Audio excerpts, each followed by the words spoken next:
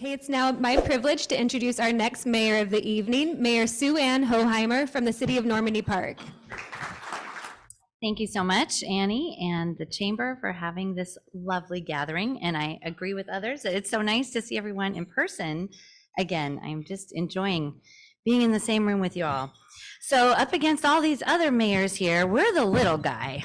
We are the tiny little city of Normandy Park.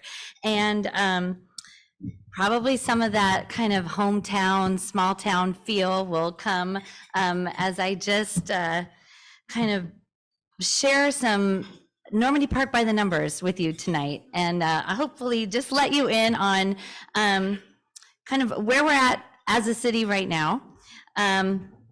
Just by walking through some of the numbers, I thought I'd just kind of keep it simple for us. We're a simple city. Our city is now a population of 6,790 people. We do have a few new developments going in, some lovely townhomes that are coming, and we are excited about being able to expand in that way. Our city as a whole is only 2.5 square miles of land. There's about 6 miles, but a lot of that's water. And so we are small in terms of our population, and we don't really have all that much more property available for land growth. Our current median assessed value for a home is up a little bit these days. It's $755,000. And we have about 2,807 housing units. One of the things I was really proud of recently is that we had elections in August, and about 58% of our voters came out to vote, our registered voters. So that was the highest percentage in all of King County. And so we were a really engaged community. Now, a little piece of that was maybe not quite as fortunate is one of the things we were really hoping that people would vote for is for a bond in order for us to build a brand new civic center for us to have a common meeting space for the community. And 43% of the people were really excited about that and voted yes, but that wasn't quite enough to push it over the finish line. So we are kind of regrouping as a city council and really trying to figure out what the community wants and how they will most likely be excited about engaging with one another in the future in a big common area somewhere. So we're currently operating out of a school building that we purchased for a very small sum many years ago from the Highline School District. And so the building's in two pieces, and the first was really in bad condition, and that is down, and the second is where our current city hall is operating. So that's kind of one of the big things that we're looking forward to in our immediate future, is just figuring out kind of where we go from here. And I think in a lot of ways it presents us with a lovely opportunity, because coming out of COVID, I think it's been challenging for people. One of the things that makes our community so strong is that we're really community oriented. We know our neighbors. We know everyone up and down the street. When I was raising my 4 sons in our first house in Normandy Park, which we always say nobody leaves Normandy Park, they just trade houses, which kind of does seem to happen. We just sort of have people moving up and out and downsizing and upsizing. But there were 28 kids under the age of 18 just living on one cul-de-sac. And so it's any morning you might not even know who's in the kitchen getting another bowl of cereal. Like, how many kids are in here? But it's that kind of community where people look after one another. And whether it's apartments or condos or houses in between, I feel like one of the real strengths is that our community intentionally makes sure that we know one another and that we care for one another. So during COVID, while we did that and looked after our immediate neighbors, I do think that there were many ways in which our community kind of suffered from not having these big, robust gatherings. And so I think going forward, as we meet together again and really kind of get around things that we're interested in groups, I think some new ideas will develop, and I'm optimistic about where we're headed in terms of what we're going to be able to build together next as a community. Some other numbers that I wanted to share with you is that just 2.5% of our land is zoned for commercial.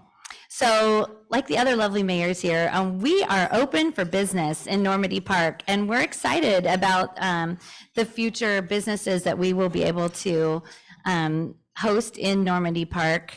And most of those businesses take place just right on First Avenue. We have 6 main entry points off of First Avenue into kind of the inner workings of our city.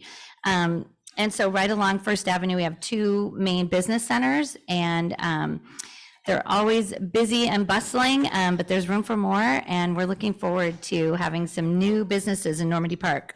Let me get to some other items here. We have 932 jobs in Normandy Park of employees that are currently working in our city. 79.6% of our residents come with some college degree or higher. And I feel like that really shows in our passion for education overall and just lifelong learning, whether it's our preschool or groups of pickleball players that are seniors. You know, there's really a desire to want to instruct and mentor and help one another. I love that we have grandparents in our community. They're kind of adopted, but kids have gone all the way through school with their buddies at school, just assuming that these grandparents who show up to everything are their biological grandparents, but they're just the neighbors who just love them and come to all of their activities. And I think you see that throughout our community. And really that is what makes us such a strong community. The median household income is up a bit. It's $102,212 right now. And I think what we've seen during COVID is a lot of people moved in from other surrounding Seattle locations. And so we have a lot more kind of double income workers who are working from home. And so again, I just invite any businesses out there that have some ideas for how people might want to enjoy spending their money in midday, or some of those things where people can maybe meet with others around work, but have a place to go that's not necessarily their home. We also have a market area. So in addition to just our population, we've had several studies done that show we have a market area of about 35,000, close to 36,000 people that are in and out of our community during the day. So it's a lot of customers. And so we're just encouraging any of you innovative people out there to be thinking about the kind of business that you would want to bring to Normandy Park. So just really quickly, I'm going to run through just some 1 through 10 numbers. We have 1 elementary school in Normandy Park, but we love our kids. And so any businesses that cater to activities for kids would be really welcome. We have 2 hardware stores, 3 private clubs, 4 churches. That's where a lot of our diversity in our neighborhood really makes itself known in a lot of our church activities and in our working in and amongst one another in our churches.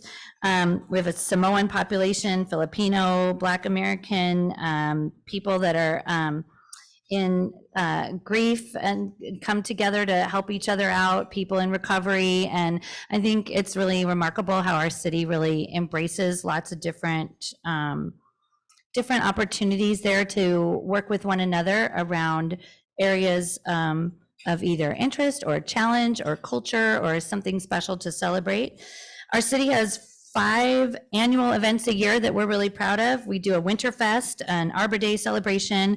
Our 4th of July parade is huge. We have a fall event that usually involves kind of an art show, and we do a National Night Out celebration.